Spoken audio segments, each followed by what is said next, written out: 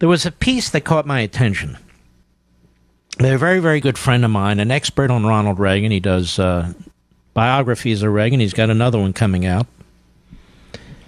And his name is Craig Shirley. And when he has his new book out, I will definitely bring him on the program. It's called In Defense of Incivility. It's at lifezet.com. I want you to listen to this. He writes, Jeb Bush was at an event in the Hamptons this past weekend and was introduced by one of America's donor elites as someone who would bring civility back to American politics. Now, let me stop there. Some of you say, Mark, you're always preaching about the civil society. The civil society is about a way of life. It's about how societies organize themselves. It's about the social compact. That's what the civil society is about. Let me continue. He says, please, may I say civility is overrated. Bush clearly agrees with his fellow elitists, recently calling for reweaving the web of civility in American politics while decrying the incivility of conservatism. The elites always talk about civility in politics. That's a way to control the citizenry by shaming them into silence when focused anger would serve the republic better. It's too bad there was not more incivility over the bailout of Wall Street. Wouldn't at least a few short trials of the thieves have served as an example to the people and our children of the sins of ill-gotten wages?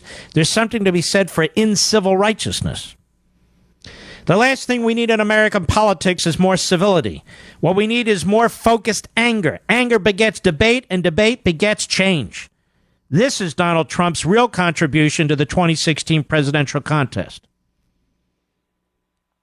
Patrick Henry didn't say, give me civility or give me death. Liberty is often messy and, yes, uncivil. Freedom is supposed to be disorderly. Nathan Hale's hanging was anything but civil. The shot heard round the world was uncivil. Christ's martyrdom was uncivil. Liberalism is built on order, often masquerading as justice.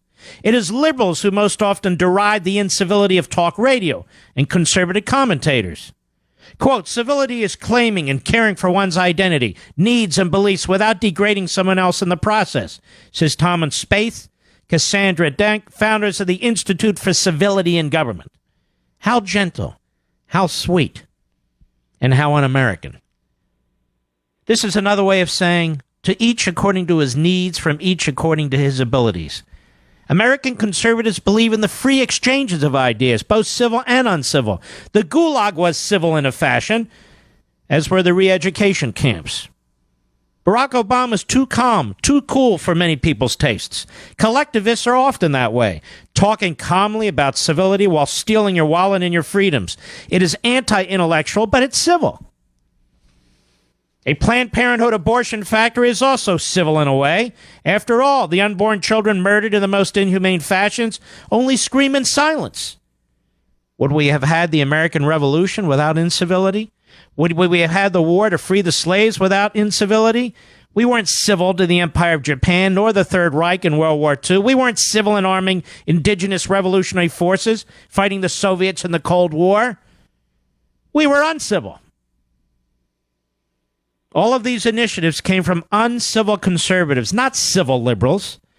Ronald Reagan understood this with every fiber of his being, best articulating his view in 1964, when he told listeners that they could, quote, surrender to the Soviet threat and thereby gain civility, if also slavery. But he said, you and I know and do not believe that life is so dear and peace so sweet as to be purchased at the price of chains and slavery. You see, freedom and the struggle for freedom is often loud. F. Scott Fitzgerald once said of elites, they think deep in their hearts they are better than we are because we had to discover the compensations and refuges of life for ourselves. Even when they enter deep into our world or sink below us, they still think that they are better than we are. They are different. Sounds like somebody we know whose initials are Hillary Rodham Clinton. The rules don't apply to her. The same can be said for Michelle and Barack Obama, as well as John Kerry, but also many Republicans.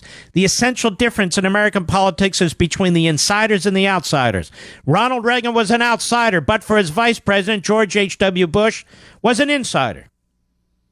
Thomas Jefferson believed in a natural aristocracy where men and women of ambition could climb to their highest level of achievement without the heavy hand of nobility nor bureaucracy aiding them. This is the essential difference in America today and 200 years ago. It's not where you came from, it's where you're going. It is the revolutionary belief in upward mobility, and no one is preordained into a class or sect. Thus, American conservatism, uncivil and intellectual, all at the same time, is the ultimate expression of Americanism. As Reagan said, whether we believe in our capacity for self-government, or whether we abandon the American Revolution and confess that a little intellectual elite in a far distant capital can plan our lives for us better than we can plan them for ourselves. Which is it? 3 cheers for American incivility. Craig Shirley. Reagan biographer many times over, Reagan expert, all around solid conservative. And I'm with him. I don't practice NPR on this program. I don't practice monotone radio on this program. When you see what's going on in this country, how can you not be passionate? That doesn't mean you're surrendering your intellect. You can be cerebral and passionate. They're not mutually exclusive. That's what I am, and I bet that's what most of you are. All right, we'll be right back. There's so much more. I'm going to sort through during the break what it is I want to hammer away. I've got such a high pile of information. It's not just there to be a pile of information, things I want to discuss with you. So let me sort through it, and I'll be right back. Mark Levin.